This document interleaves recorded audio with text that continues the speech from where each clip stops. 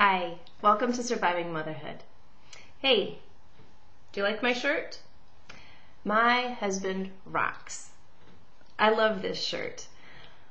Honestly, I spent more money on it than I usually do on a t-shirt, but the smile on my husband's face, the kind of little sparkle in his eye when I wear it, makes it worth everything I spent.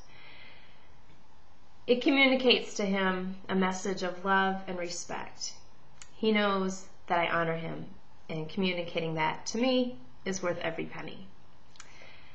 Today, for the few minutes that we have together, I want to talk about the messages that you and I communicate. And since this blog is primarily about motherhood, I want to talk about the messages we communicate to our children. Colossians 4:6 says, "Let your conversation be always full of grace, seasoned with salt, so that you may know how to answer everyone." So I want to ask you, how are your conversations with your children? That can be a tough question, can't it?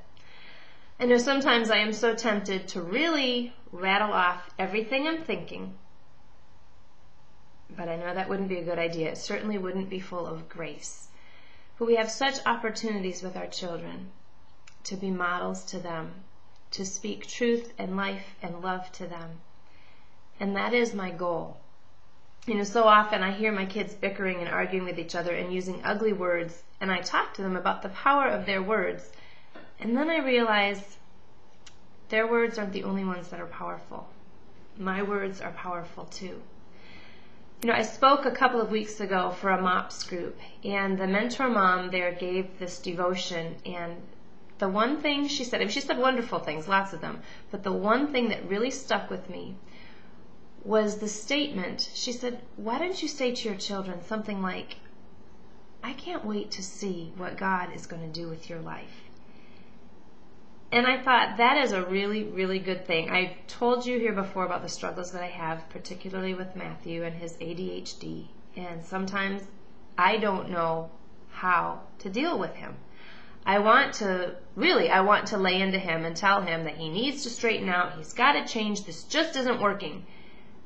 But I'm reminded, God created him this way. God has a purpose for my crazy little child. And so the other night when I was putting him to bed, we were talking about his behavior and talking about things that we need to work on. But I finished our conversation by saying, "Matthew, I can't wait to see what God is going to do in you.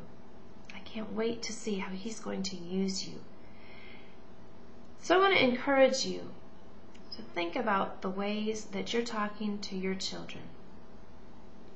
Yeah, sometimes you feel like flying off the handle and yelling at them, but bite your tongue at those times.